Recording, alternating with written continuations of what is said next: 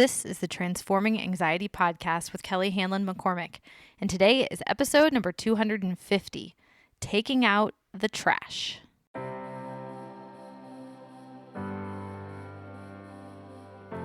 Welcome to Transforming Anxiety. I'm your host, Kelly McCormick. I'm a mom to 2 boys, a wife, friend, daughter, and sister, and I'm a certified life coach, yoga teacher, and soon-to-be mindfulness meditation teacher. I'm no stranger to anxiety, and I'm here to teach you how to manage your mind and your emotions so that you too can transform anxiety into calm, peace, and whatever you want for your life. I'm so glad you're here.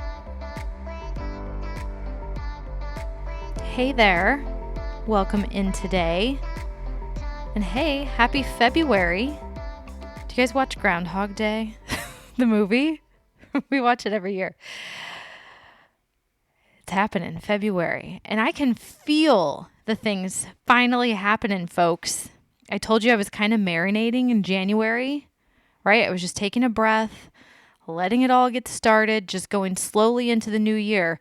No huge goals, no big rush, no urgent thing, and I'm happy to report it's working because I can feel myself naturally getting excited about some projects and creating a few new things, just new directions I'm going in, things I want to learn and write about, get into conversations with you about, things I want to hear from you on.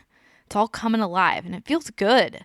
Like nothing forced, nothing pushed, just happening. How about you? How's it going for you?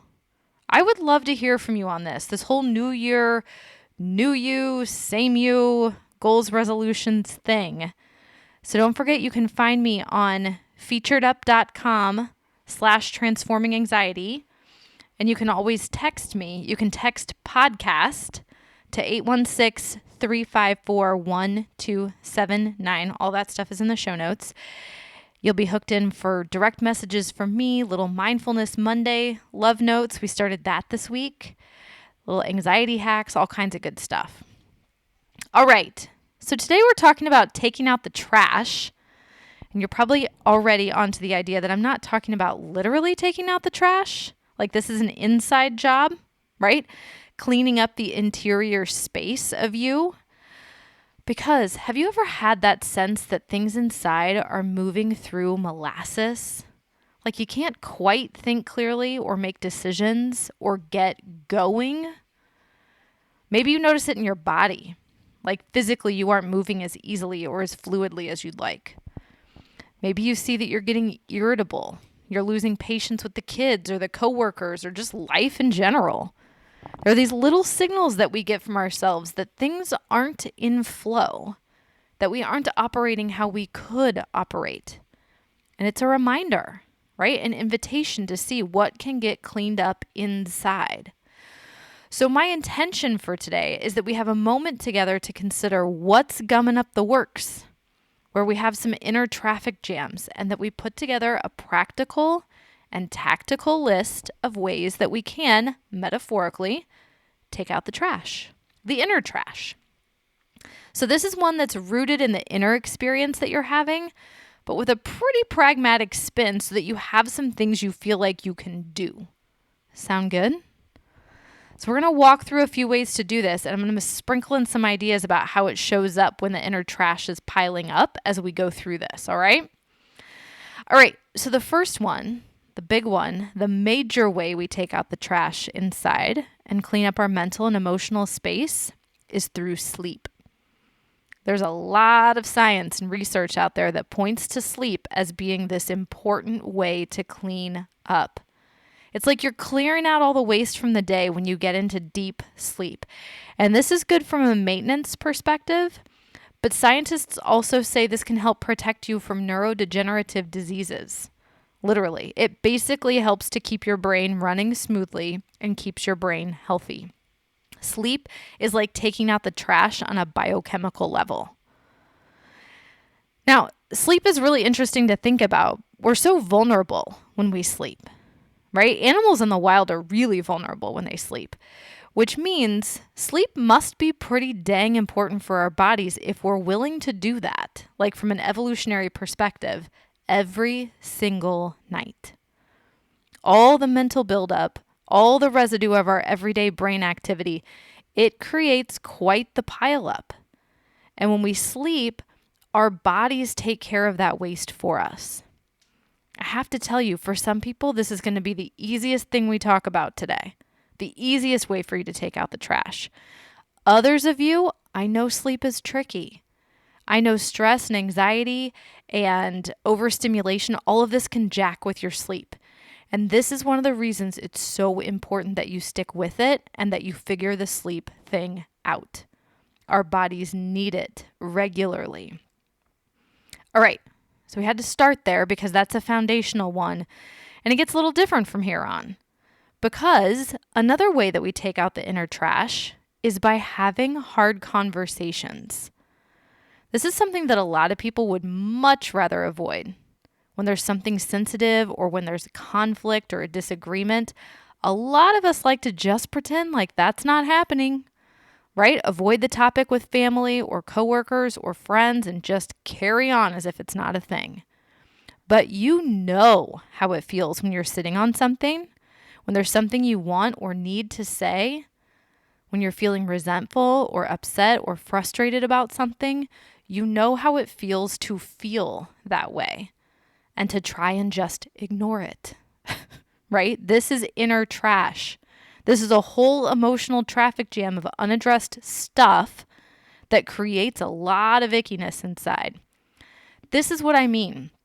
This is what starts piling up internally. This little resentment towards your partner, this little frustration with a coworker, this little annoyance with your mom. And any one of these things, probably not a big deal. But relationships, conversations, life is full of these things. So they pile up. They don't go away. This is death by 1,000 cuts, right? This week's little resentment, next month's misconnection, and then that misunderstanding that happened over the holidays. Those seemingly small things start piling up into a whole mountain of really icky thoughts and feelings. So taking out the trash looks like looking at that, talking about it, being willing to be courageous enough and vulnerable enough to say, here's what's happening. I'm not going to pretend like I'm not feeling mad. I'm not going to pretend like this isn't difficult. I'm going to tell you what I'm thinking and feeling, and I want to listen to how you are thinking and feeling, and none of this is going to be fun, but we're going to get somewhere. And you'll know that you'll both be taking out the trash emotionally and mentally. You'll be clearing things out and cleaning up internally. It's a good thing. It's a hard thing, but it's a good thing. It's one of those the only way out is through things. Yeah? Because what's the alternative? We all know how this goes too. No hard conversations, just a pile of ick inside. Probably for you and the other person too, right? Both sides of that. That trash builds up. It accumulates and it's like it grows its own new trash, right? You start spinning in past resentments and frustrations. Those get repurposed as new trash and they just get piled on top. It just gets very, very loud and very crammed inside. All right, another one, and this is related, this is similar. It's just that it's usually you with you instead of a relationship where it's you with another person.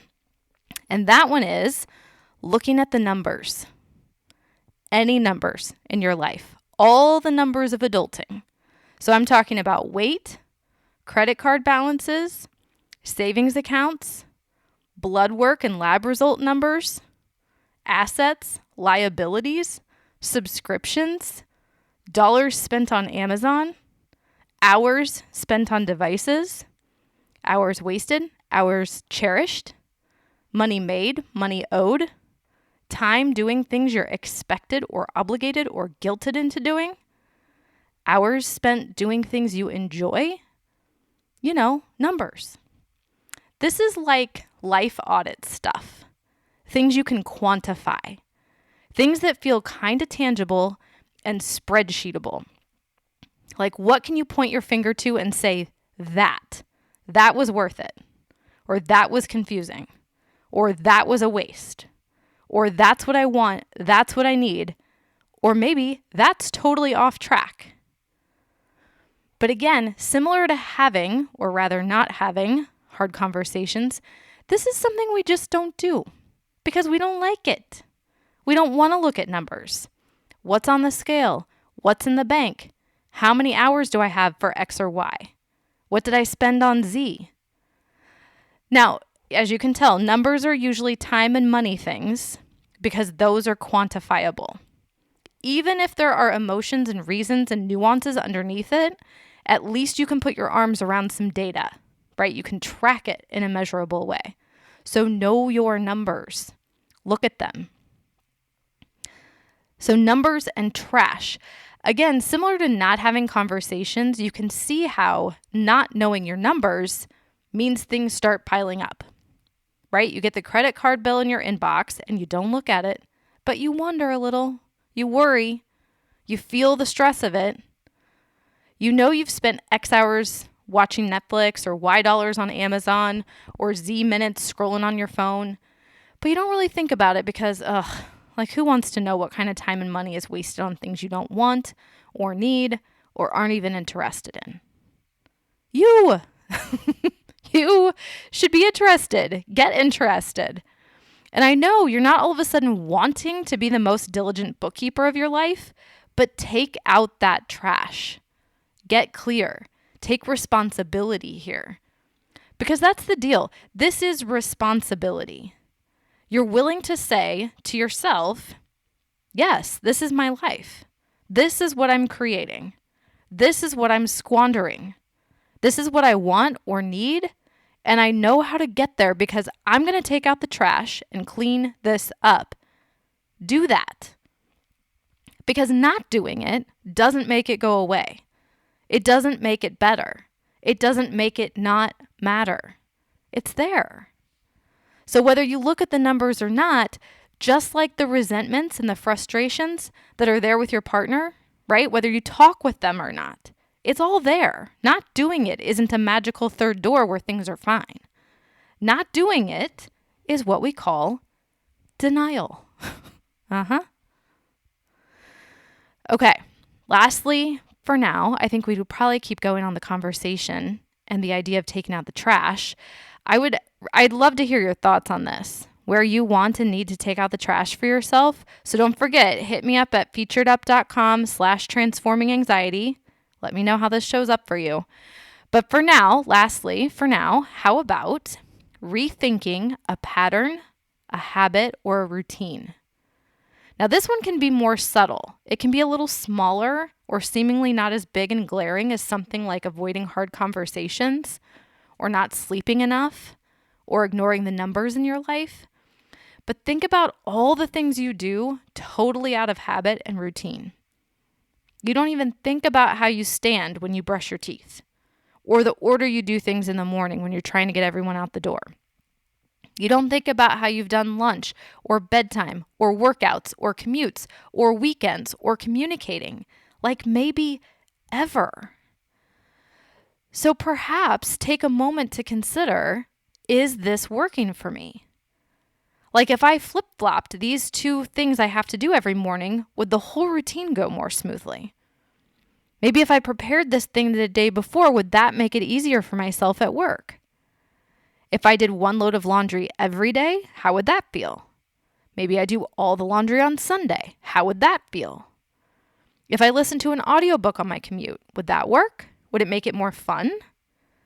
What if I called a friend and that was our time to connect and catch up? Like make good use of the time that we're both just sitting in the car? What if I walked in the morning instead of the afternoon or the evening? What if I got to the gym at 5:30 in the morning instead of 6 a.m.? What if I stopped watching TV during the week? What if I deleted the Amazon app? Now, these things are obviously endless. Who knows what's possible? But if you rethink how you've always done it, if you pause to just consider the ruts you're in, the grooves that you just go down because, well, it's easy, right? It worked well enough yesterday and last week and last month. If you shake things up and reconsider it as if it's all brand new, then what would you do? How would you do it? Now, this is a more nuanced and really powerful way to take out the trash, right? It's about cleaning things up that don't appear overly messy or dirty or jammed up. It's more about optimizing than surviving. You see what I mean? All right, so sleep, having hard conversations, looking at the numbers, and rethinking patterns, habits, and routines. These are all good ways to take out the trash, right? Declutter internally. Get things moving and flowing again so that you don't feel so stuck and stagnant. It's an internal game, yeah? And I think most of the time we're looking out there for something, anything that will be a quick fix, an easy solution, a magic bullet. But, per usual, this call is coming from inside the house. And it's more about being willing to come to terms with the consequences of being yourself in this way, shaking off the defaults and old habits, and being courageous and vulnerable enough to really take responsibility for your life, for what you need and what you want. Can you feel that? That you can go along, same old, or you can create, you can invent, you can call the shots. Most of us are looking for control, and then we're completely ignoring the responsibility we have in our lives. Take out your trash, clean things up, and then see how things look and feel. I can pretty much guarantee you the view is a lot clearer. You can move and think and decide and know yourself. And that is a way more powerful space to be operating from.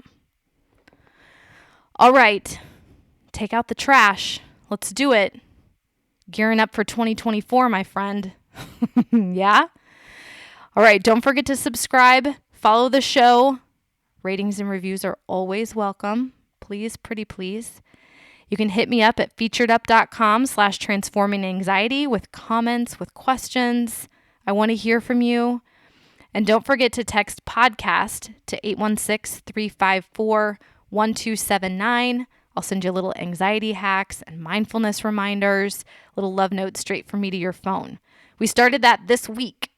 It's so fun to be able to interact with you over there. And be sure you're on the email list at kellyhanlonmccormick.com. Whew. Okay. I will see you at the same time, same place next week for more transforming anxiety. And until then, please take care.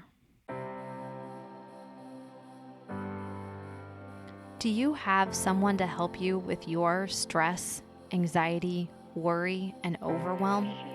If not, I would love to be your coach. The Fierce Calm Project is my virtual coaching program where we get to go in on topics like this one, and I can help you apply these lessons to your life so that you're creating your own transformation. We do live coaching calls, guided meditations, on-demand yoga classes. We hold book club where we read books your neighborhood book club won't, and there's lots of bonus content that I've created just for you. When you're ready to take what you're learning on the podcast to a whole other level, then come on over and check out the Fierce Calm Project at kellyhanlonmccormick.com/Fierce Calm Project.